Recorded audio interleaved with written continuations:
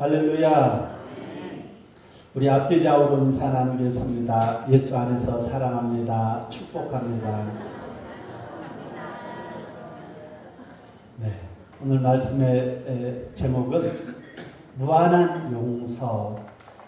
무한한 용서라는 말씀의 제목을 가지고서 은혜 받고자 합니다. 말씀을 준비하며 나는 정말로 무한한 용서를 실천하고 있는가? 그렇지 못하더라고요. 저와 여러분들 정말 오늘 말씀을 받기 전에 이 용서라고 하는 것이 참 힘들고 어렵습니다. 우리 한번 옆에 사람들의 눈을 보면서 예수 이름으로 사랑합니다. 용서합니다. 우리 함께 교제하겠습니다. 예수 이름으로 사랑합니다. 용서합니다. 네. 한 입을 덮고 사는 사람도 용서하기 힘들고 어려운데 어떻게 날 미워하고 싫어하는 사람을, 원수를 우리가 용서할 수가 있겠습니까? 정말로 서로를 용서하고 사랑할 수 있는 능력, 그 힘을 공급받는 시간 가지시기를 주님의 이름으로 축원드립니다. 특별히 오늘 아셀 찬양단 옷을 이렇게 맞춰 입고 사랑의 하트를 가슴에 이렇게 달고서 찬양하는 모습, 가끔씩 삑사리가 나도 그조차도 용서하며 우리가 예배를 위해서 준비하는 저 손길들, 하나님의 얼마나 두고 보기에 아깝고 소중하게 여기실지. 할렐루야. 오늘 하나님의 이름으로 사랑하고 용서를 실천할 수 있는 저와 여러분들이 되시기를 주님의 이름으로 축원드립니다. 무한한 용서 말씀의 시작은 바로 베드로가 예수님께 한 질문에서부터 시작이 됩니다. 우리 21절 함께 읽겠습니다. 시작. 그때 베드로가 나와 이르되 주여, 형제가 내게 죄를 범하면 몇 번이나 용서하여 주리이까? 7번까지 하오리이까? 아멘. 오늘 이 베드로의 말은 지극히 이 히브리적 사고에서 나온 대화입니다. 히브리인들은 죄를 범한 형제에게 3번 용서하라고 가르칩니다. 그런데 베드로는 예수님께 자기는 유대인들보다 뛰어넘는 용서의 마음을 가진 자라고 자랑하고 싶어서 7번을 갖다가 용서하면 되겠습니까? 라고 말할 때 베드로는 이런 기대를 가지고서 예수님께 물어봤을 것. 야, 베드로, 너 대단하다. 히브리인들 3번밖에 용서 안 하는데 너 7번까지 용서했으면 너 정말 대단한 사람이야 하면서 칭찬을 듣고 싶은 마음에 예수님께 이야기를 했을 것입니다. 그런데 예수님께서 하시는 말씀은 7번씩 70번까지 하라고 말씀하십니다. 여기서 7이라고 하는 숫자는 완전수입니다. 거기에다가 7에다가 10이라고 하는 숫자를 더해서 완전하게 용서하라는 주님이 칭찬받으려고 주님 하면서 웃으면서 말을 했는데 예수님의 말씀을 듣고 베드로는 어떻게 표정을 관리를 했을까요? 여러분, 예수님은 오늘 말씀을 통해서 우리가 형제를 또 주위에 있는 사람들을 용서할 때 같은 한 집에 살고 있는 부모 자식 간, 아니 한 입을 덮고 자는 부부 간에도 용서라고 하는 것은 참 힘들고 어렵습니다.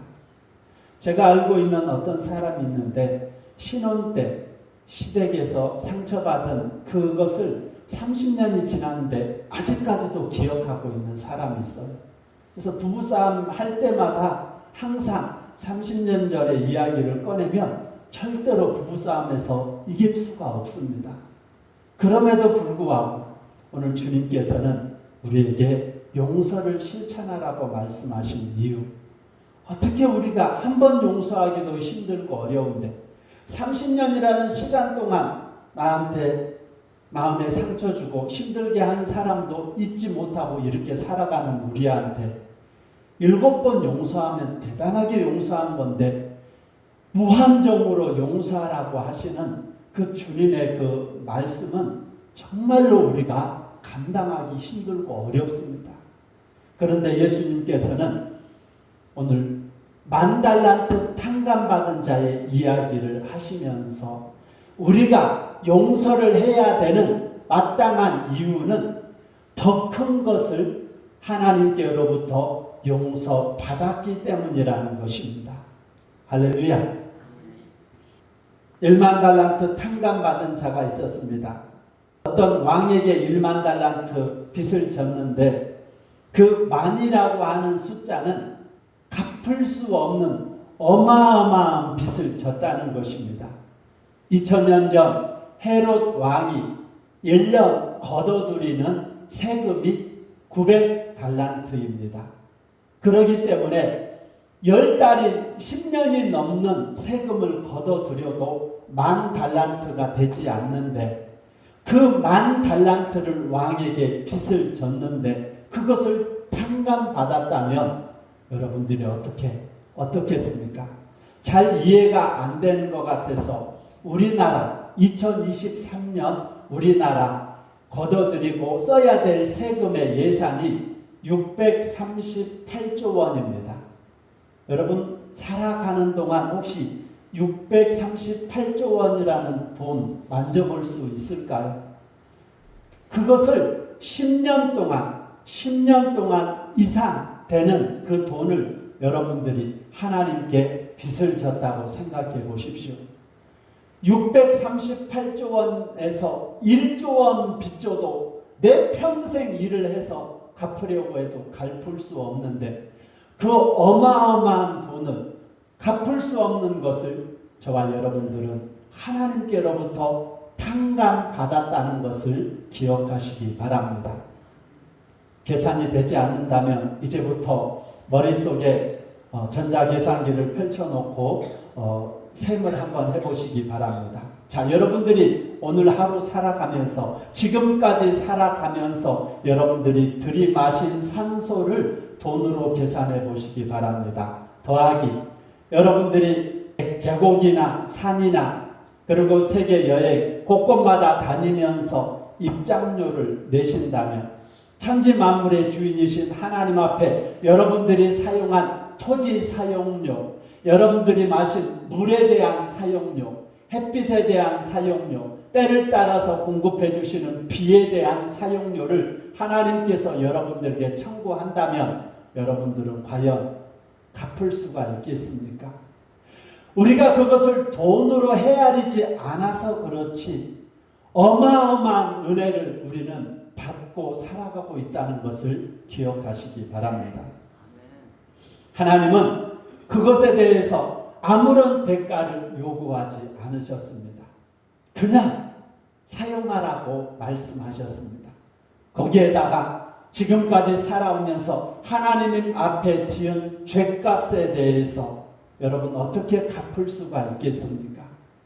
알고도 지은 죄, 모르고도 지은 죄, 우리는 수많은 죄를 지으면서 살아가고 있습니다. 그러나 하나님은 사랑으로 자녀된 우리에게 묻지도 않고 따지지도 않고 다 용서해 주셨습니다. 그런 엄청난 용서를 받은 자들임을 저와 여러분들은 기억해야 된다는 것입니다. 이 사실을 잠시라도 잊지 말고 우리는 무한한 용서를 하기 전에 그 이상, 아니 셀 수 없는 무한한 용서를 탕감받은 자들임을 기억하시기 바랍니다. 그 은혜를 기억하면서 여러분 주위의 형제들을 그리고 여러분 주위의 이웃들을 용서할 수 있는 저와 여러분들이 되시기 바랍니다. 왕으로부터 갚을 수 없는 빚을 탕감받고 기뻐하면서 왕궁에서 나왔습니다. 그런데 하필이면 그날 불과 몇 시간도 되지도 않아서 자기에게 100데나리온 빚진 친구를 만나게 되었습니다. 여태까지 눈에 띄지 않고 요리조리 잘 피해 다니다가 하필이면 그날 거기서 왕궁 앞에서 그 친구를 만나게 되었습니다. 그 친구를 만나자마자 이 탕감받은 자가 한 행동을 보시기 바랍니다. 28절 시작. 그 종이 나가서 자기에게 100데나리온 빚진 동료 한 사람을 만나 붙들어 목을 잡고 이르되 빚을 갚으라 하매 자, 좀 전까지 10,000달란트 탕감받은 기쁨과 감격은 온데간데 없이 사라져 버렸습니다. 오늘 나에게 100데나리온 빌려가서 여태까지 갚지 않고 내 눈에도 띄지 않는 사람이 하필 그날 내 눈에 띄자마자 얼마나 열이 나고 화가 났는지 붙들어서 손을 잡고 팔을 잡는 게 아니라 목을 잡고서 빚을 갚으라고 아마 흔들고 욕하고 소리 지르지 않았을까 합니다. 그런데 그 동료가 엎드려서 간구하여 이르되 나에게 참아 주소서 갚으리이다. 다시 말해서 간청을 하더라는 거죠. 조금만 참아주면 내가 갚아줄게. 아니, 여태까지도 갚지도 못하고 자기가 갚겠다고 하니까 더 열이 나는 거예요. 완전 사기꾼이지 않습니까? 갚을 힘도 없고 능력도 없어 보이는데 조금만 기다려달라, 조금만 참아달라. 견딜 수가 없습니다. 그러니까 이 사람이 어떻게 했죠? 30절의 말씀 시작. 허락하지 아니하고 이에 가서 그가 빚을 갚도록 오게 가두거늘. 아멘. 자, 그렇다면 좀 전 왕궁에서 있었던 일을 생각해 보십시오. 10,000달란트, 그 10,000달란트 빚을 갖다가 갚질 못합니다. 아니, 가족과 친척과 모든 소유를 다 팔아도 갚을 수 없는데 왕에게 자기가 했던 말, 조금만 기다려 주십시오. 제가 갚겠습니다. 이 얼마나 어이없는 말입니까? 1조 원도 아니고 몇백조, 몇천조나 되는 어마어마한 돈을 조금만 기다리면 자기가 갚겠다고 했을 때 왕이 얼마나 어이가 없겠어요. 그렇지만 어이없는 표정으로 보이지 않고 왕은 그를 불쌍히 보고 그 돈을 탕감해 주었다는 것입니다. 그런데 자기에게 빚진 친구를 불쌍히 보지 않고 이 사람은 어이없게 봤다는 거죠. 여태까지도 100데나리온 못 갚았으면서 뭐 조금 기다려달라고 하면서 옥에 갔다가 넣어버리더라는 거죠. 그래, 여태까지 잘 도망 다녔지. 어디 옥에 들어가면 네가 더 이상 도망가지 않고 그 중에 얼마라도 나에게 줄 것이다 하면서 옥에 넣어버렸을 때 오늘 그 동료들이 그 탕감받은 자가 행동한 부분을 왕에게 알려주었을 때 왕이 어떻게 했는지 여러분 성경 말씀을 통해서 잘 알고 있지 않습니까? 여러분, 그렇게 배은망덕한 사람이 어디 있겠어 하면서 남의 이야기처럼 여러분 듣고서 있지만 오늘 우리가 하나님께로부터 받은 용서와 감격을 오늘 이 탕감받은 이 사람처럼 너무나 쉽게 잊어버리고 산다는 것입니다. 이스라엘 백성들이 40년 광야 생활 속에서 그들이 한 것은 평생 40년 동안 원망과 불평을 하면서 살아왔습니다. 왜? 하나님께서 행하신 일들을 잊어버리고 살았기 때문입니다. 불과 40년 광야 생활 들어가기 전에 수백 년 동안 애굽에서 종살이하고 신음받고 고통받았던 그곳에서 건져주신 하나님의 은혜를 잃어버렸습니다. 출애굽하고 홍해바다 앞에서 쫓아오는 애굽 군대 아래서 그 마음 졸이면서 힘들어할 때 하나님께서 홍해를 가르시고 그들을 갖다가 이끌어주신 그 은혜를 그들은 잊어버렸다는 것입니다. 광야길로 들어서자마자 3일 못 가서 그들은 그 은혜를 잃어버리고 마라라고 하는 쓴물 앞에서 원망하고 불평하기를 시작합니다. 그리고 40년 동안 하나님께서 목마를 때 물을 주시고 아침마다 만나를 주시고 고기가 먹고 싶다고 했을 때 메추라기를 갖다가 비오듯이 쏟아부어 주신 그 하나님의 은혜를 그토록 빨리 잊어버리고 산 자들이 이스라엘 백성들이었습니다. 그리고 그러한 사람들이 바로 우리들이었다는 것을 기억하시기 바랍니다. 1만 달란트 빚을 해결하지 못해 고민하다가 엄청난 빚을 탕감받은 은혜와 감격을 불과 몇 시간도 못해서 잊어버린 자들이 바로 그가 아니라 우리들이었다는 것을 기억하시기 바랍니다.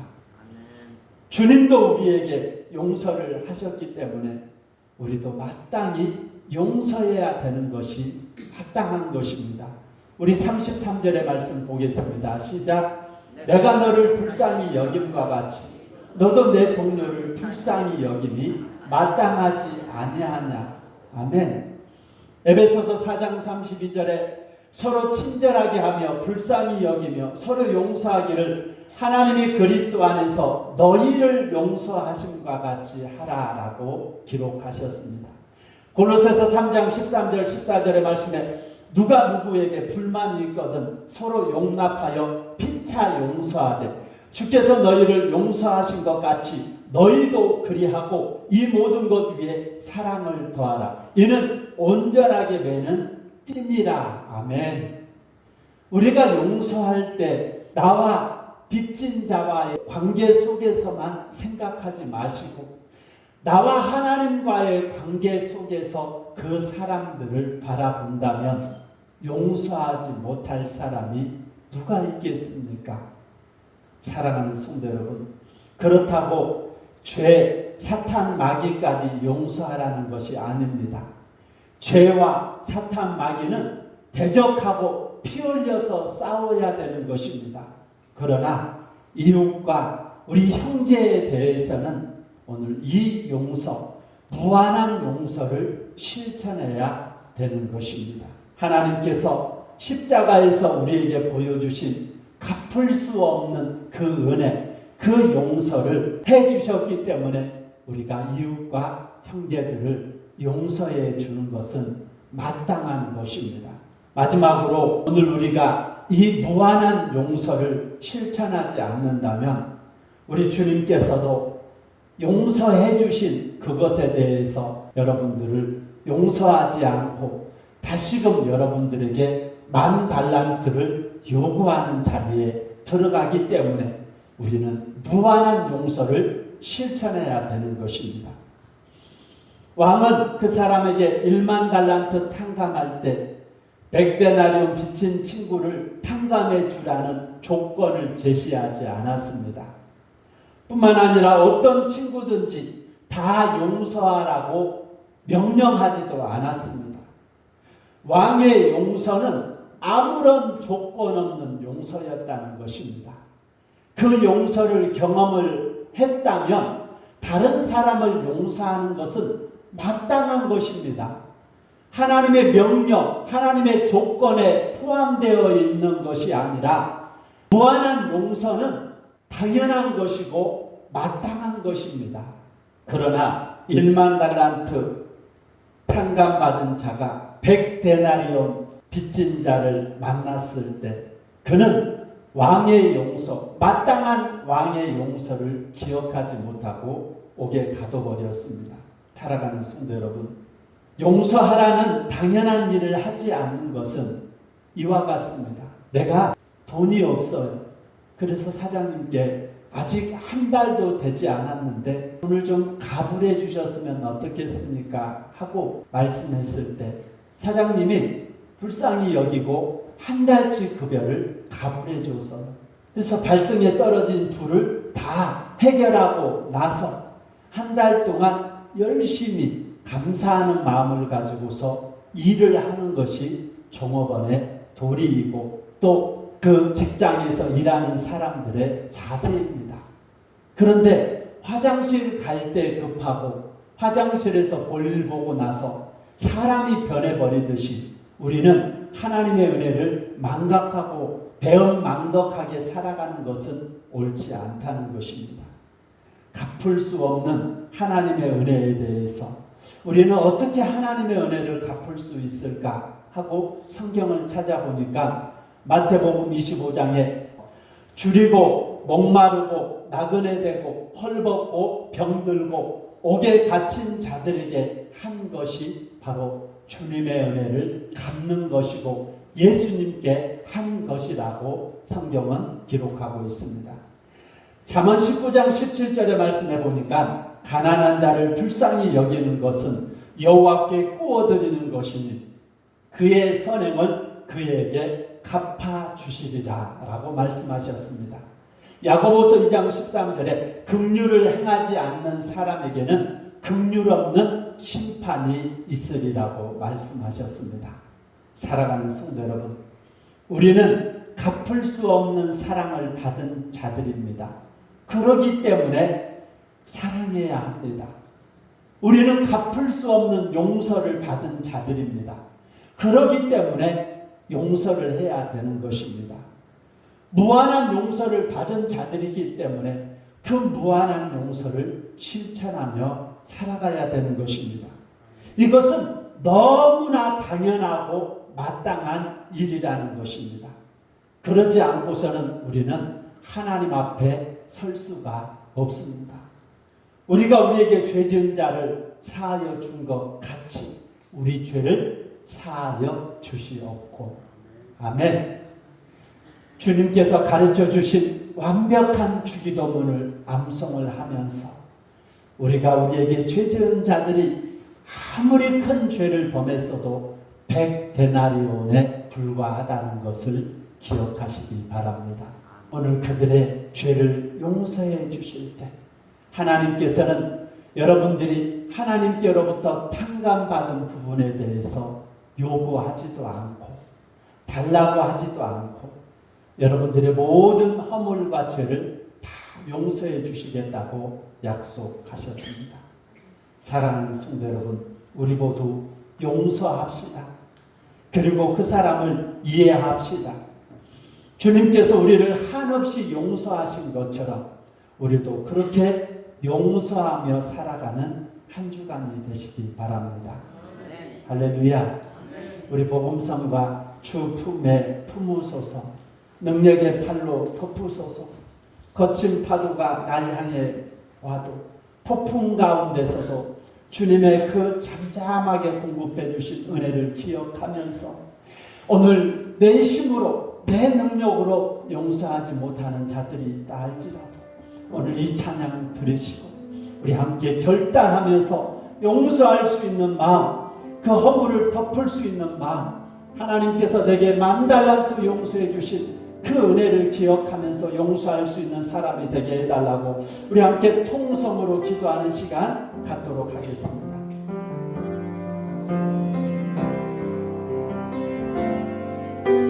주 품에